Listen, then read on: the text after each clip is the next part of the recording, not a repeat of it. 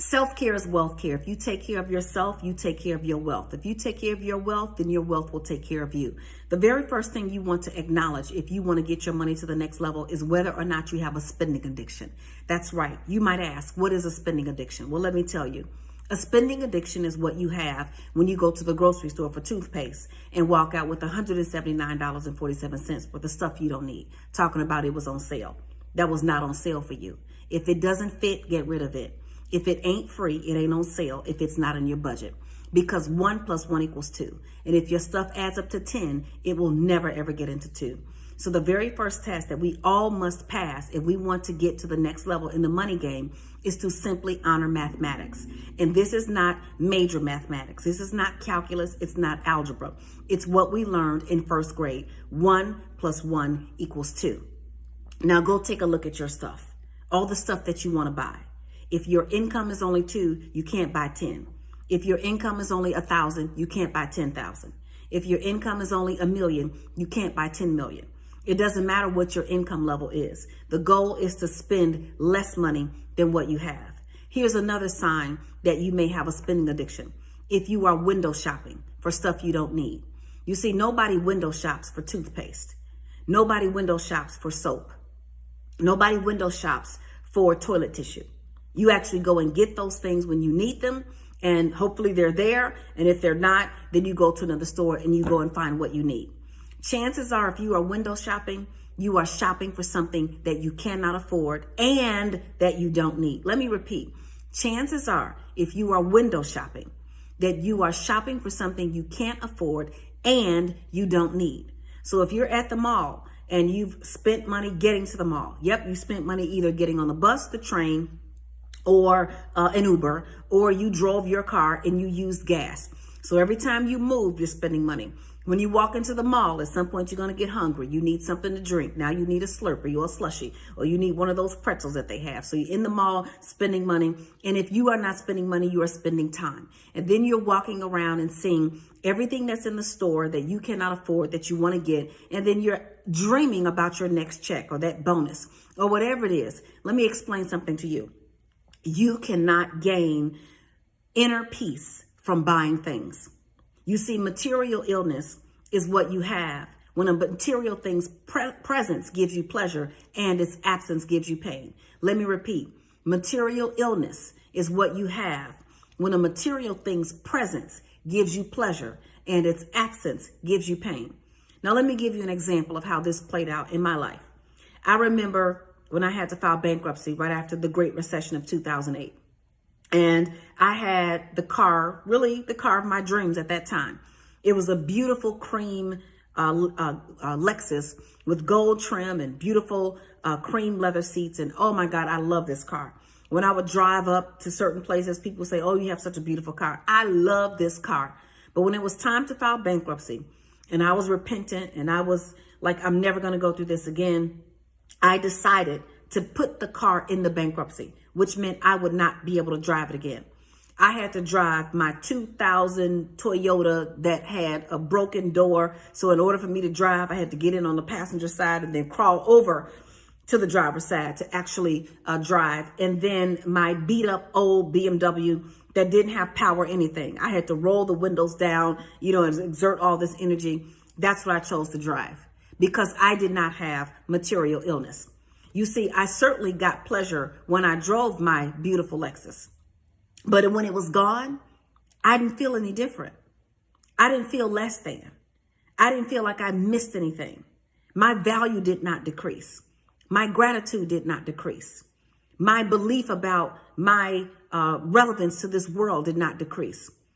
If you feel value from buying the latest designer belt, designer purse, new clothing, latest gadget, nice vehicle, if you feel like that brings you value in the eyes of yourself and others, then you potentially have material illness. And that material illness will lead to a spending addiction. Because every time you feel less than, then you will go and spend money so you can feel more than. Putting $5,000 rims on a $500 car, That's not about value. That's about wanting to look like you've achieved a certain status. Going to buy a purse that costs more than the amount of money you can keep in it on a regular basis, it has nothing to do with value. That's about trying to look like you are in a certain class that you may not be in. Now, is there anything wrong with the rims? Is there anything wrong with the purse? Is there anything wrong with the clothing? Absolutely not. But if you don't have enough money saved in your retirement, if you don't have enough money saved in your emergency fund, and what I'm saying about retirement and an emergency fund, I'm saying in your emergency fund, do you have at least, minimally, at least 6 months of living expenses saved in your emergency fund in case of a pandemic, in case of a virus that puts us all in quarantine, in case of a company that shuts down and decides that they no longer need any employees, in case of a furlough on your job, in case anything happens? Do you have at least 6 months of living expenses saved? If the answer is no, then I want you to say no to your spending addiction. You see, a spending addiction is what you have when you feel like you need to use money to please someone else. Oh, yes, I had that addiction. I used to use money to please my children. I used to use money to please my family members. You know, I would loan money to people even when I didn't have it so they wouldn't think I was broke, which I was. Yeah, I was broke, but I didn't want them to know it, and I didn't want to face it. So I'd give them my rent money or my mortgage money, and then I didn't have the money to pay my mortgage. So then I'd go work harder and harder and harder to get the money, and I would spend the money before I got it. All of that. Spending addiction. So if you have a spending addiction, understand that it is no different than any other addiction. It is no different than a drug addiction. It is no different than a gambling addiction. It is no different than any other addiction. The problem is those who have a spending addiction, we tend to judge others who have other addictions. And the truth is, it's all the same thing. It's spending money on things that we do not have the money to spend on, and spending it anyway in hopes that that thing will bring us something in return. Gambling. You're spending money on gambling in hopes that what you spend will bring you something in return that's greater than what you had. And that usually does not end well. A drug addiction. You're spending money that you probably don't have on something that you think is going to bring you a feeling or an emotion that you don't have. You think it's going to take you up, but it's actually going to take you down. And every time it takes you down, you go back and you spend more money on that thing, thinking that the next time it's going to make you better. Do you have an addiction to spending money on people that you love? If you're a female, are you spending money trying to win a man over? Are you helping him get back on his feet? Are you giving him money for clothing? Is he driving your car all day and you have to take the bus home from work? Or even worse, you're just sitting at home waiting on him to come back with your vehicle. Are you spending money on your children, even though they're not doing the best that they can in school, or even if they are doing the best that they can in school, but you think that by giving them money that you don't have, that you're showing that you love them? Let me tell you something. All of it is a lie, because your value comes from you being able to help people and not enable them. You see, enabling people doesn't help anybody, and helping people helps everyone. When you enable someone by giving them money that you don't have for the things that they say they need, then what you are doing is prohibiting them from growing. Because every time somebody asks you for money doesn't mean they need money.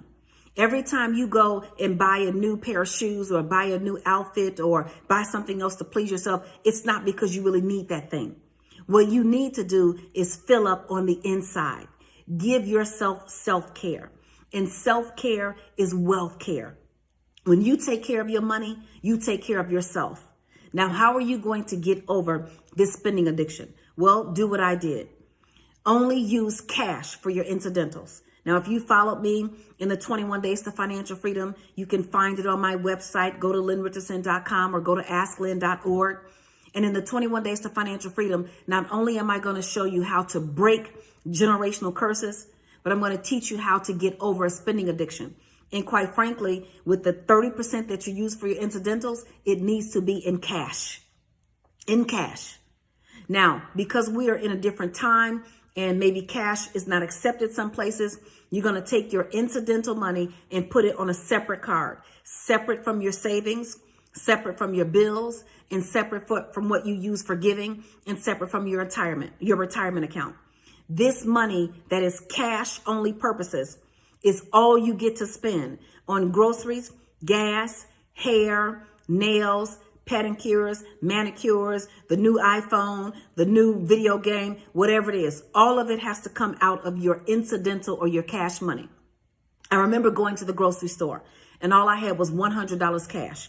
By the time I got to the counter to check out, I had $200 worth of stuff. What would I have done if I had a debit card, a credit card, or a check where my bill money was? Guess what? I would have done what most people do. I would have started swiping. I would have started writing, because I would not have had the discipline to stop spending more than I had, or I would have had shame. I wouldn't have wanted to look like I didn't have the money, because you know what happens then. You have to start putting stuff back, and the people in line behind you start getting irritated, and then you start getting irritated with them, and then there's just a terrible cycle. So what you do is just spend the money you don't have, and guess who loses?